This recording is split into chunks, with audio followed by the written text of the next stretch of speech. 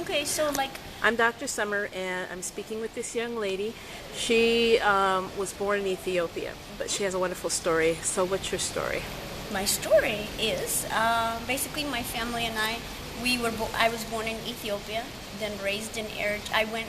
My parents got divorced, went from from Ethiopia to Eritrea, and my grandmother didn't even speak the same language as I did. She Really? spoke Tigrinya, and we spoke Amharic, and so we couldn't communicate. And my mother was our translator for the Oh, longest time, and so our journey we went from Ethiopia to Eritrea, and then our father lived in America, and so we needed to come to America because of that time there was the Civil War.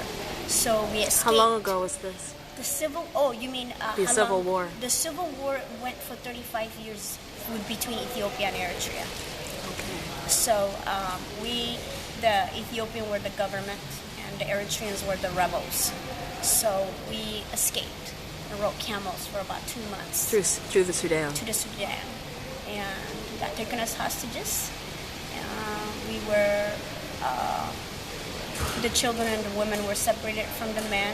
How old were you? I was 8, but And I remember you everything remember since everything. I was 3. Yeah, I used to cook for the tribal people.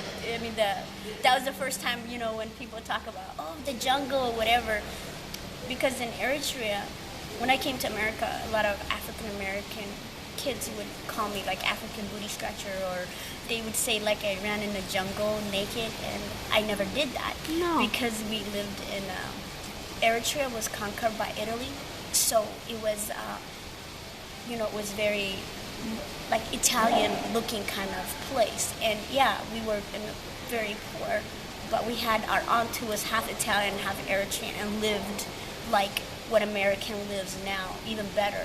And so, with the whole idea when people talk about racism, when I saw my aunt, she didn't look like us. So the first thing, What did she look like? she was half white and half Italian, half Eritrean. So she had blonde hair.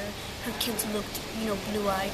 They had, what was so funny was them having their home. They had kitchens, bathrooms, and we lived in one room, 6 people, 3-on-3 bed. So seeing their life and seeing our life, I thought that they were not like us because they lived differently and they looked differently. So I didn't even think they went to the bathroom like we did. So I understand the whole idea of like Racism. now racism, or the whole idea But of it's not. It's prejudice. not either. Is there prejudice in Yes, Ethiopia Yes. between skin colors? Yes. Between light skin, Yes. It's dark so amazing. skin, grade of hair. Didn't even know that until I came to America and started learning African American history. I didn't understand. Like I would think in my mind, but even within our country, like I've been doing a lot. Is it a Muslim country? Eritrea is actually 50-50. Okay. That's why it's a very important country. It's right, Eritrea now is where it connects Yemen and us. We have the border. The Eritreans have the border of the Red Sea. So it's 50% Muslim, 50% Christian, which is divided between the Catholic and the what do they call them? Judaism in Eritrea. But in Ethiopia, it was never conquered by Muslims ever. It's the only country within Africa that's never That's had. right. Yeah, so they're 99% Christian. There's a lot of history. Yes, there is, like with the covenant. Yeah, the Ark of the Covenant is supposed yep. to be underneath a The cathedral there. and they're also like Queen Sheba and Solomon, and then how like a lot of the Falashan Jews are going back to Israel that were left there. So there's history, and so the only thing that like Eritrean, there's 9 ethnic.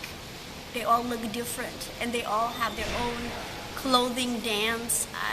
Yeah, it's so cool because I Everything. didn't know that either, because I wasn't educated until I came to America. So I'm starting to, educate So, myself. what was the school system like there? There's no school system, or there is school system. Yeah. Oh, Okay. yeah. So the school system is basically what it's Giz, the oldest Aramaic writing. Giz, and so there is a system. It's a very old system, of the old. Do you remember any of it? Yeah, the alphabets and stuff, but I didn't know how to read until I came to America. Learned how to read in the other languages. I spoke Amharic, Tigrinya, and Arabic was the third, and English was the fourth. Where my critical thinking happens in English. Amharic, I can hear it. I understand some things, but Tigrinya, the second language, is the one that I like my sisters and my mom, we speak. In the household? And Arabic here and there. But English is the same. So you remember riding camels? Yeah, we rode camels. Oh my goodness. Yeah, for 2 months, and once we got released, the thing was when we were riding was you had thief at night, you had the Ethiopian soldiers, and then you had the Eritrean rebels. So how long ago was this? This was about 20. Jaime, Sarah is so 25 years ago. So I was 8, so it was just kind of, it's funny because when you're going through things you don't remember, you don't understand it. But as a grown-up, because we only not did we get taken as hostages, we also were once we got taken as hostages, we had to change our routine when they released us. We dressed like Muslims. So you see, in America, everybody has ID, so you can identify who they are. But then you couldn't. So you can say whoever you want to be. So if you were dark-skinned, it didn't mean that you couldn't be Muslim. You could. You can say, I'm going to this village, and it would be a different kind of village. And so we were able to, one night we decided that we were going to start spending nights in villages instead of going into staying on our own, we're going to be among the people so that we don't get arrested again. And one night, these 2 guys were partners. One of them was very sick, and he asked us if we can stay with him. And our cousin was like, no, we can't. My mom is like, no, we're going to stay with him. And the next day, the guy died. And then when we went to the town that we were supposed to spend a night, everybody was massacred. I remember as a kid, getting this guy coming out of a tree and telling us how blessed we were not to be, and that. So yeah, it was. Then we went to Sudan, lived in Sudan for about 2 years. My mom couldn't get a job. We were hopping from anybody that would know us, have some kind of blood relation to us. My mom, it's funny, the hardest immigration to go through was the Sudan embassy. And in Khartoum, my mom said, if we don't make it, we're all going to hold hands and we're going to go through the freeway. Oh. I mean, that was just how desperate our lives were. It was just and then...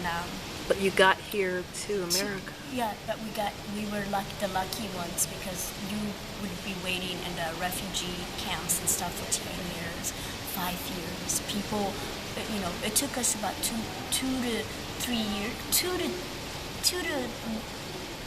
or 2.5 years. But, so coming to America, I think was, for me as a person, I think about why should others have why should I have and not others have? So I go through this, when I started learning, especially really learning about knowing how to read and learning where food goes, that I thought famine happened because there was no food. I didn't know that it was economy driven, and that people were starving, people were dying for unnecessary stuff. So I started becoming very depressed about the world, because I thought it happened because there was no food. There wasn't somebody, it was something beyond, was God made or something.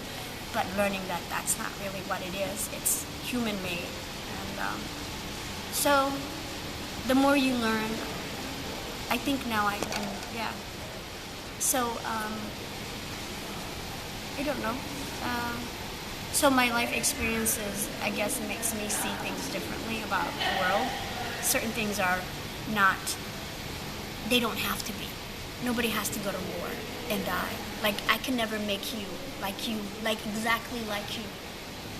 You know, you're special because you have your family and all these history, and we think of people as like... Have you been back? Huh? Have you been back No, there? I'm going to my sister Jerusalem right now. She's teaching her first year of biochem in a medical school there. She's doing a year volunteering there in Eritrea. So I want to go visit.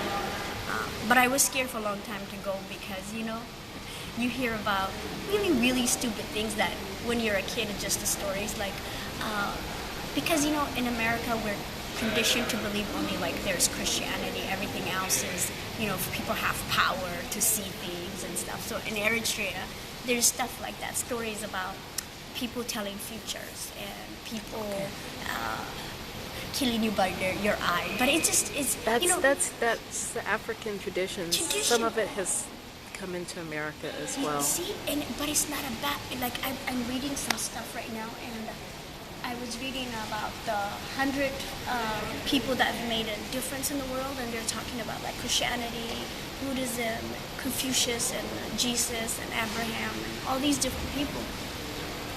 Everything has its beauty. If you look at all religions, a lot of them are similar in some ways. Do good to others. Be kind to your neighbor. Exactly. Love one another. So I don't criticize any religion. Just basically this basics. Love one another. And that's where I'm at, basics. Because I read the Bible. I try to understand. What I'm more interested in is what is similar, not what's different. What's similar, exactly. And what I found out for me is that when I pray, I go, whatever gives breath of life, whatever makes this world intact. Because that's the only thing I can really comprehend. The whole idea of, when I was a kid, we used to hear about devil. If we steal, lie, the devil will play soccer with our head, you know, and stuff like that. So it was really cool I never thought of, you know, heaven or hell. So I've always only thought of, I don't know, I never really thought where I was going to go. I didn't care where I was going to go because nobody asked me where I was going into. That's how I figured it out. But you know what? Best thing is just to be happy. Try and be happy. And, I mean, positive energy. This is what I'm starting to realize. Because right now I'm between jobs, and actually, that's why this is my sister. I live in Iowa, and so my job was We are out of time. Oh, go ahead. Yeah. Thank you very much for You're the so interview. funny, yes.